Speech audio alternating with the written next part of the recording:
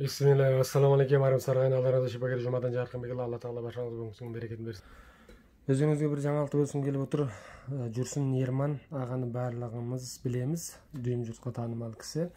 Бұл кісі осы жақында ауырған екен, ауырғанда тізесі ауырған ұқсайды, сонымен тізесіне жаңағы буын ауыстыру ортасында жатқан протез салған. Содан кейін протезде қабыну пайда болып, ірің қанға өтіп, бұл кісі ес-түсінен айырылып, жансақтау бөлмесіне кіріп, қазір жағдайы біраз тұрақтаған сияқты. Мына инстаграм парақшасында қызының жазған жазбасынан біз осы хабарды көріп отырмыз.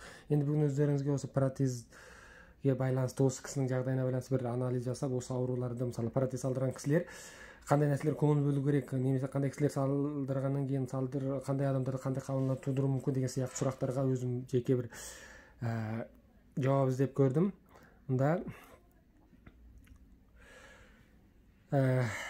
headline, бұл жаңа әрине ағылшын тіліндегі медициналық арна болып табылады. Жердегі Тимоси Госсет деген профессор доктор, жаңағы Мичиган университетінің осы буын аурулары, сыртқы аурулары, яғни осы отаға байланысты, буынға жасалған отаға байланысты маман. Осы кісінің осы жаңағы осы Жүрсін Ерман ағаның осы жағдайына байланысты дәл осы мақала сәйкес келеді. Яғни what you should know about infections after a knee replacement дейді. Сіз сөзсіз білуге тиісті болған, яғни жаңағы тізені ауыстырғаннан кейін, протез салғаннан кейінгі сіз білуге тиісті болған мәселелер қайсы қабынудан кейін дейді. Бұл қабынулар әдетте осы тізені ауыстырғаннан кейін 100 адамның біреусінде пайда болады. Немесе жан басқада байланысты бұл протез салғаннан кейін. Енді бұл енді ота болғандықтан сөз сондай отадан кейінгі қабыну жағдайлары көп кездеседі. Қандай қабынулар болуы мүмкін?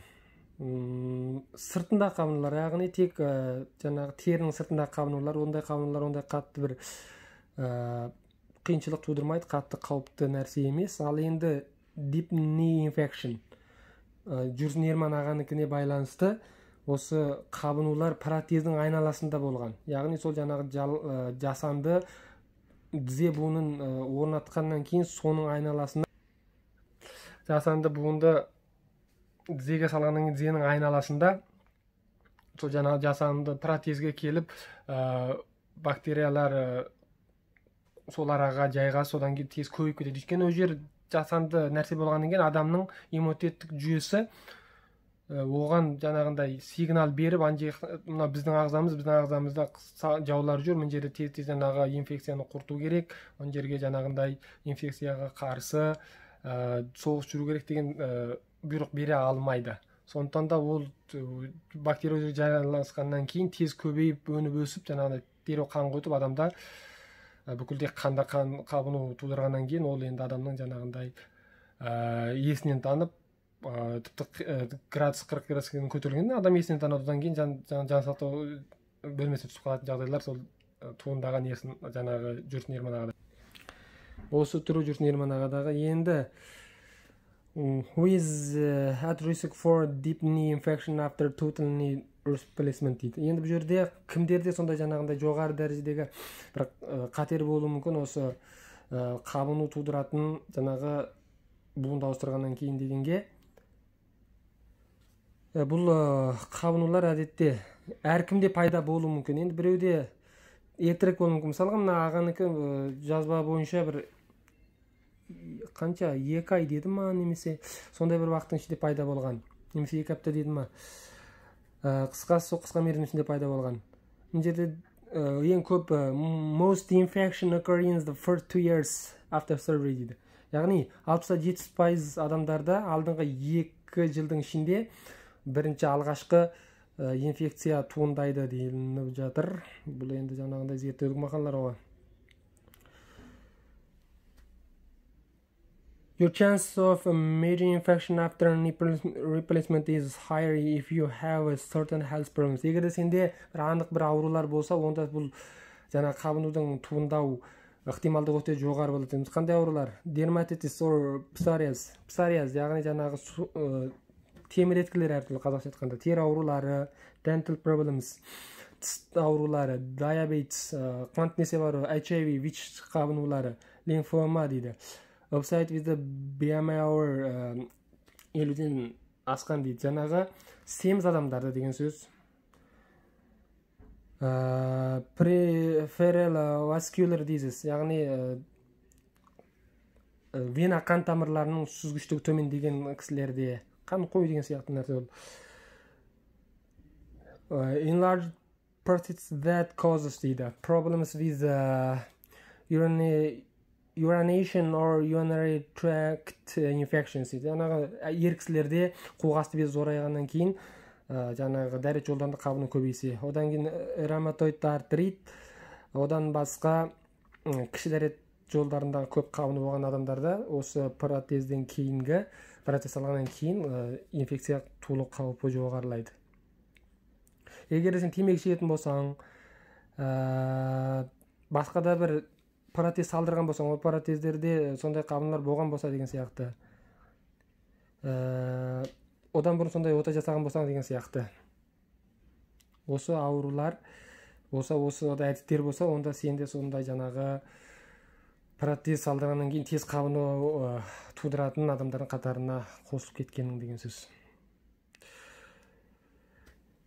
Енді signs and symptoms of infection after knee surgery дейді. Енді осы тізеге ота жасағаннан кейінгі қабыну тудыратын белгілері, симптомдары туралы. Температура береді, адам қызады, 37-8 градустан асады, одан кейін тоңады деген сияқты. Drowning from the infection after the first few days, which may be grayish and have a bad smell.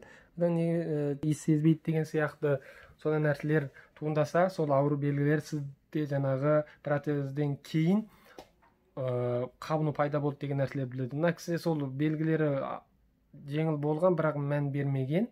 Сондықтан ең соңында сондай қиын жағдайға түсіп қалған, жансақтау бөлімінде жатып қалған. Қазір енді жағдай тұрақтанып бері қарап келе жатқан сияқты. Ondan кейін ауырсыну деп айтып жатыр. Pain that gets worse over months дейді. Яғни ауырсыну бір айдан асып кетсе дейді. Diagnosis and knee infection. Енді осыған жаңағы тізедегі қабынуға қалай диагностика қойылады? Blood test, қан тексерту, MRI тест, such as an X-ray дейді. Рентгенге түсу, немесе томография, CT, MRI, MRT деген сияқты. Joint aspiration дейді. Ол да бір жаңағы лаборатория тексерулер буынға байланысты. Treating knee infection after replacement surgery. Енді осы қабынудан кейінгі емдеулер қалай болады? Оған антибиотик алу керек қабынуға байланысты. Батыс медицинасында енді әрине. Венадан салынады. Одан кейін ота жасау керек. Ота жасау деген сөз, яғни қайта салған жаңағы протезді алып тастау керек. Егерде ол мүлдем жаңағындай қабынып, ол қабыну қайтпайтын болса, жаңағы протездің ол жерде ешқандай турының пайдасы болмаса, алып тастайды оны. Енді бұл екі жұмыс болады. Bir салды, қайта алды, оның қайта басқасын салу керек. Бір адамда қиналады, ақшада пәленбай ақшада кетеді, уақыттан да ұтылады, денсаулықты да тіпті нашарластырып жіберді бір протез салдыру үшін. Бәрібір Құдайдың өзі берген протез жаңағы буынына жетпейді еш нәрсе, жасанды нәрседің барлығы. Қандай кезде алмастыру керек? Оны мүлдем жаңағында 70-80% остеоартрит болып кеткен кезде оны алмастыруға кеңес беріледі. Бірақ ол сөзсіз оны алмастырсаң, сенікі бәрі қатып кетеді деген кепілдік жоқ ол жерде. Сондықтан Құдайдың өзі жаратқан сол жаратылысы өзіңізде қала бергені дұрыс. Қандай жүре алмай қалып, енді тіпті мүлдем бір басар жол, басар шығар тауыңыз қалмаған кезде ғана болмаса.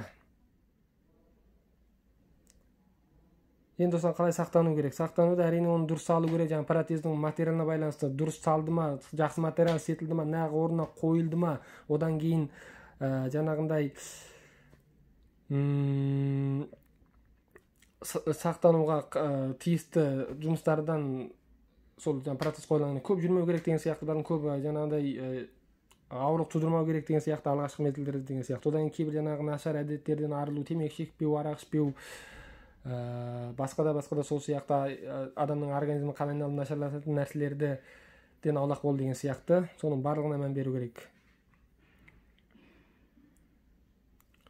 Енді кейбір жағдайда енді протезді алмаса да жанагындай бәлкім соны тазалап қою мүмкін. Сол жана протездин айналасына жана тазалайтын суюктарды жиберүү аркылуу жууп шайып протезди, одан кийин жана микробтарды өлтүргөндөн кийин кандан тазарткандан кийин протез өз ордунда кала берип өйтүп жазылса, ол әрине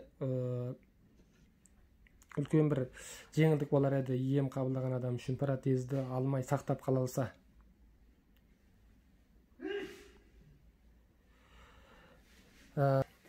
Қысқасы біз бұнда сол жанағы протез салғаннан кейін қандай себептер, қанша уақыттың ішінде сондай қабынулар тудыруы мүмкін, қандай себептер болуы мүмкін, қандай ауру адамдарда немесе қандай жағдайдағы кісілерде сол тезірек осындай инфекция туылып кетуі мүмкін деген туралы, одан кейін оны қалай бір жақсылату керек, не нәрсені істету керек, қандай дәрілер қолдану керек, ота істеудің керегі бар ма, қайта протезді алу керек па, керек емес па деген сияқты нәрселерге өзіміздің шамамыз келгенше мұндағы мамандардың кеңестерін сіздерге толық жеткізуге тырыстық. Енді осы протез салдырып немесе жақында салдырған кісілер болса, осындай жағдайлардан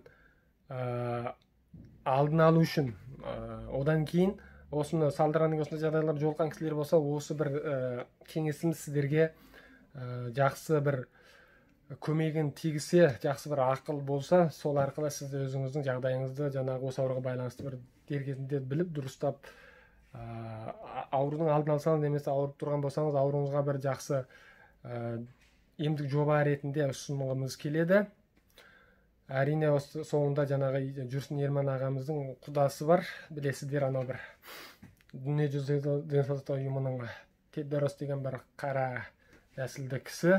Сол құдасы да көмегін бергелі жатқан шығар, маман іздеп. Біз осы мамандардың пікірін сіздерге, көпшілікке, қарапайым жұртқа жеткізуге, қарапайым тілмен жеткізуге тырыстық. Осы болмашы бір еңбегіміз сіздердің үлкен көмек жаңағы қажеттеріңізге жараса деген ниет. Ауырмаңыз ағайын, келесі эфирде кездескенше аман сау болайық.